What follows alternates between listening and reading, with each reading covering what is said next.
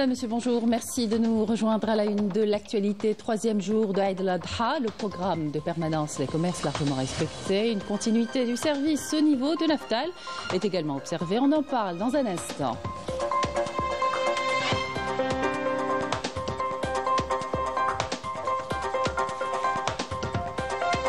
Dans les camps des réfugiés sahraouis, l'ambiance était conviviale et chaleureuse durant ces jours de Eid al-Adha, l'occasion de retrouver les proches et de raviver l'engagement en faveur de la liberté et de l'indépendance des territoires occupés.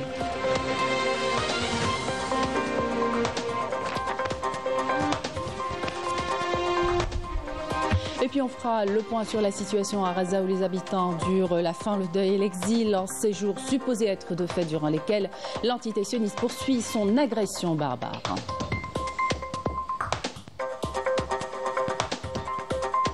On ira à Skikda, le bastion de la fraise qui abrite des fraiseries à perte de vue. On redécouvrira la fraise rusicada, classée première lors d'un concours aux Pays-Bas en 2021. Et puis on termine le journal avec du tourisme à Al-Qala. La ville valorise ses sites culturels et historiques par des travaux de restauration et de préservation. Bienvenue à tous, troisième jour de Eid al-Adha. Depuis le premier jour, une adhésion quasi totale au système de permanence en vue de garantir la continuité de l'approvisionnement des citoyens en produits de base a été enregistrée. Les commerces sont restés ouverts à travers tout le pays pour assurer l'approvisionnement des citoyens en produits alimentaires de première nécessité. Rien qu'à Alger, plus de 7000 commerces assurent la permanence sous le contrôle de la direction du commerce qui a déployé ses équipes pour s'assurer du respect du programme de permanence, un véritable défi en termes de logistique et d'organisation. Yemina Seitchi. Plus de 7000 commerçants ont été mobilisés dans le cadre du programme de permanence durant les jours de Eid al-Adha dans la capitale, pour assurer la disponibilité des produits de consommation et des services. Dans cette boucherie, le personnel s'active pour organiser efficacement l'opération de découpe de la viande.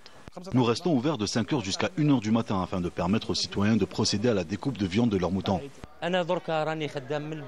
J'ai commencé ma journée à 3 h du matin et je vais continuer jusqu'à minuit. Je le fais avec grand plaisir, c'est notre devoir envers nos clients. Nous ne manquons de rien, tous les commerces sont ouverts. Je vous souhaite une bonne fête à tous. Les magasins d'alimentation générale, fruits et légumes, les kiosques multiservices ainsi que les boulangeries sont ouverts. Tous les produits sont disponibles. Et pour assurer la continuité de l'approvisionnement des citoyens, des agents de contrôle de la direction du commerce sillonnent la capitale pour s'assurer du respect du bon déroulement du programme de permanence au niveau des différentes communes de la wilaya. Plus de 170 agents sont mobilisés pour contrôler les 7222 commerces concernés par la permanence au niveau de 14 circonscriptions administratives de la wilaya d'Alger. Les sanctions sont claires, tout commerçant contrevenant s'expose dans ce cas à une amende allant de 30 000 à 200 000 dinars avec un risque de fermeture du local pour une durée minimale de 30 jours.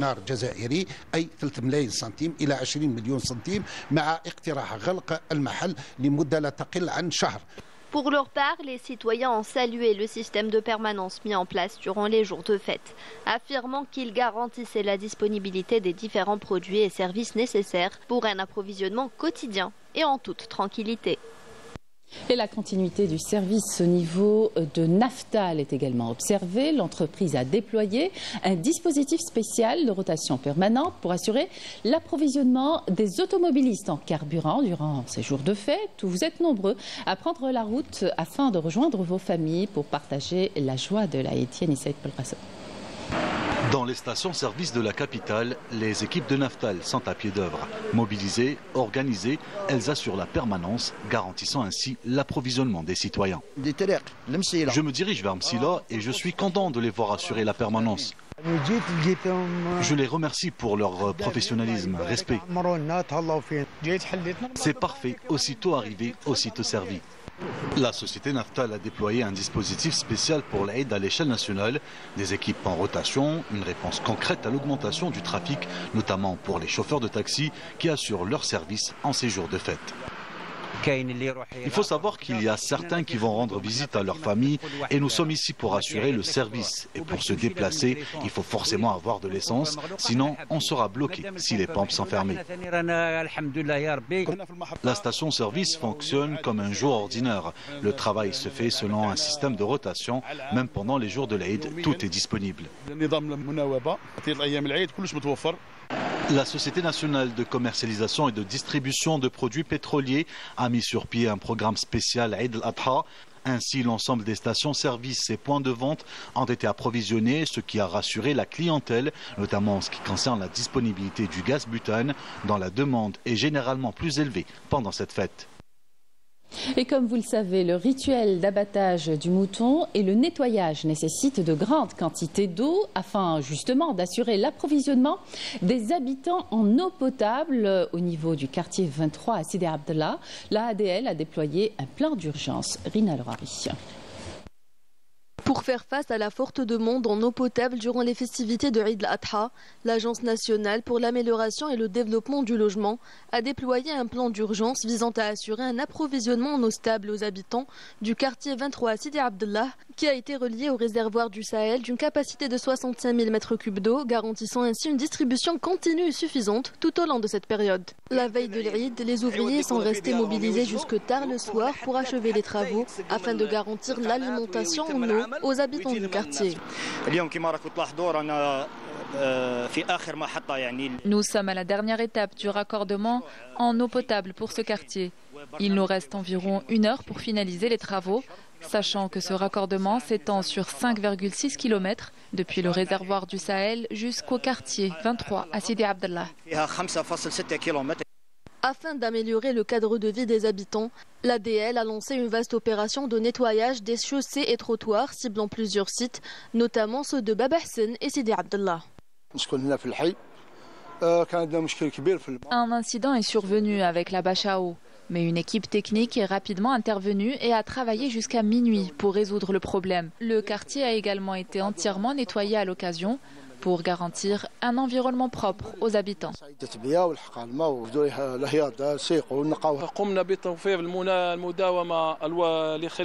Nous avons assuré un approvisionnement en eau potable pendant les 3 jours de l'Eid pour tous les habitants des logements ADL à travers le territoire national.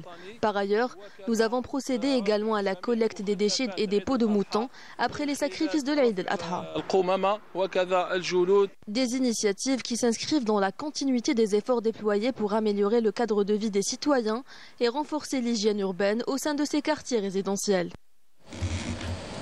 Dans les camps des réfugiés sahraouis à Tindouf, la joie de la fête de Eid al-Adha est teintée d'espoir de liberté et d'indépendance des territoires occupés malgré les difficultés liées à leurs conditions de vie. Yamina Saïch.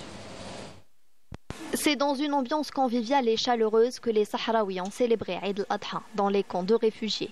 L'occasion aussi de retrouver leurs proches et de raviver leur engagement en faveur de la liberté et de l'indépendance du Sahara occidental. Nous avons pu célébrer Eid al-Adha dans une ambiance agréable. Nous ne manquions de rien, les produits alimentaires, la viande, tout était disponible chez nous. Nous en avons pleinement profité dans un esprit de convivialité, de partage et de solidarité.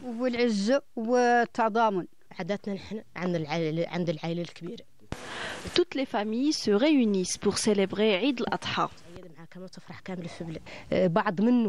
L'armée d'occupation marocaine cible constamment les Sahraouis et certains s'en prennent même à des familles sans défense. Dès que la menace d'une attaque contre les camps de réfugiés se fait sentir, notamment après l'Aïd, nos parents et nos frères prennent les armes pour se défendre. La résistance sahraoui, portée par nos hommes engagés sur le front, se mobilise alors pour faire face à ces agressions. De leur côté, les enfants ont eux aussi pu goûter à la joie de cette fête, malgré les difficultés liées à leurs conditions de vie dans les camps de réfugiés. Je suis très heureuse, ma maman m'a acheté de nouveaux habits et mon papa a immolé un mouton. J'espère célébrer cette fête sur nos terres libérées. Bonne fête aux Razaouis. Pour les Sahraouis, la joie de cette célébration demeure incomplète tant qu'ils n'auront pas retrouvé leur liberté et leur indépendance. On fait le point à présent sur la situation à Gaza où les habitants endurent la faim, le deuil et l'exil en ces jours supposés être une fête. L'entité sioniste continue ses bombardements, faisant chaque jour des dizaines de victimes parmi les civils palestiniens. Au moins 21 Palestiniens sont tombés en martyrs et d'autres ont été blessés ce matin à Jabalia el-Baled, à Rafah et à l'est de Khan Younis. Yasmine Saudi. Pas de répit pour les Palestiniens, même en ces jours de fête, puisque l'entité sioniste a redoublé de férocité au deuxième jour de l'Aïd, bombardant sans interruption des familles désarmées. Selon notre correspondant sur place, les frappes ont fait plusieurs martyrs, de nombreux blessés et des dizaines de disparus. Sur ces images, les équipes de la protection civile, aux moyens très limités, tentent de contenir les flammes. Un bombardement violent a plongé la zone dans le chaos, incendiant 3 véhicules. Heureusement, le feu a pu être maîtrisé à temps. Les recherches se poursuivent pour retrouver d'éventuels survivants, alors qu'une dizaine de personnes sont toujours portées disparues. L'attaque a ciblé un quartier résidentiel de l'enclave palestinienne, touchant de plein fouet des civils innocents qui tentent avec des moyens dérisoires de retrouver les corps des martyrs et de porter secours aux blessés ensevelis sous les décombres. La situation est extrêmement difficile. Il n'y a quasiment aucun équipement et les équipes de secours peinent à intervenir. La plupart des quartiers touchés comptent uniquement des femmes et des enfants. Nous n'avons vu ni combattants ni personnes armées et encore moins une présence militaire dans la zone. La destruction est massive. Des dizaines d'immeubles ont été détruits. Une puissante explosion a provoqué d'énormes dégâts. Regardez, des pierres continuent de tomber autour de nous. Rien qu'ici, 6 ou 7 martyrs ont déjà été extraits des décombres.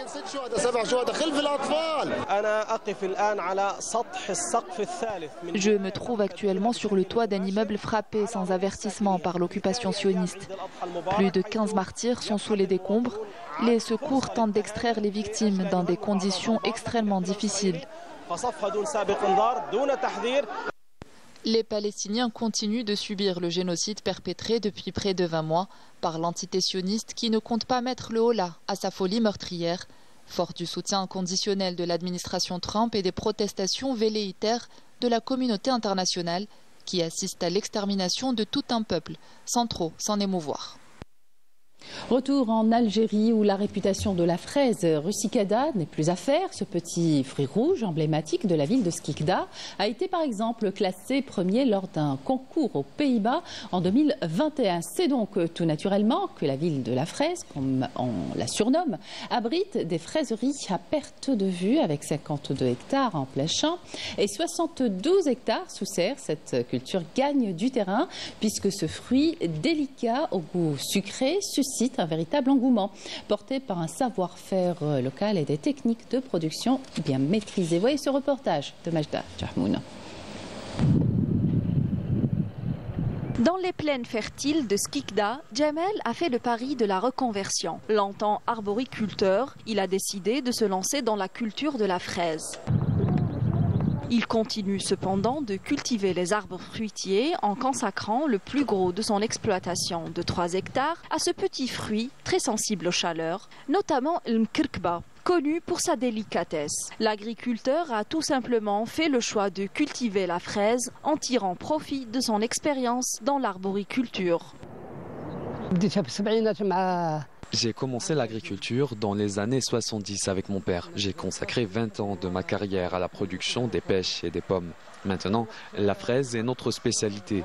C'est un fruit qui nécessite un soin particulier. En effet, il est vulnérable au soleil. J'ai donc décidé de planter plus de pommiers pour ombrager, ce qui est favorable à la fraise rusicade. Son fils Imed, à ses côtés, optimise les surfaces sous abri et n'hésite pas à associer plusieurs cultures pour tirer le meilleur de chaque espace. Sous les serres en plastique, on peut cultiver la fraise et simultanément de la tomate ou la laitue comme je l'ai fait. L'important, c'est de maîtriser le cycle de maturation. La production de la fraise atteint jusqu'à 15 quintaux par serre. Mais Imed voit plus loin. Il expérimente déjà d'autres cultures comme celle du bananier et projette d'investir dans des installations à travées multiples. Notre objectif est la polyculture, car la banane aussi donne de bons résultats. Et on envisage de développer nos cultures avec des serres plus techniques, pourquoi pas. Si la culture de la banane s'annonce prometteuse, c'est celle de la fraise qui reste au cœur de son métier, puisque la fraise rusicade est très consommée par les Skikdi sous toutes ses formes, en confiture, en marmelade, en smoothie ou bien entendu la fameuse tarte locale. Dernière halte de cette édition, Al-Qala, la perle de la côte est algérienne qui valorise ses sites culturels et historiques avec des travaux de restauration et de préservation à l'exemple de l'ancienne église et Dar el-Hakam afin de promouvoir le tourisme dans la région. Reportage Saïda Mayouf. Al-Qala, perle de l'extrême côte est algérienne, regorge de sites culturels et historiques. Le fort du Moulin, érigé à l'époque ottomane, à une altitude de 23 mètres, domine les lieux. Ce fort stratégique surplombe l'ancien port de pêche, témoin vivant de l'histoire maritime locale, avec son phare, figure emblématique du littoral. Dans ce décor idyllique, deux joyaux du patrimoine local s'apprêtent à renaître grâce à d'ambitieux projets de réhabilitation.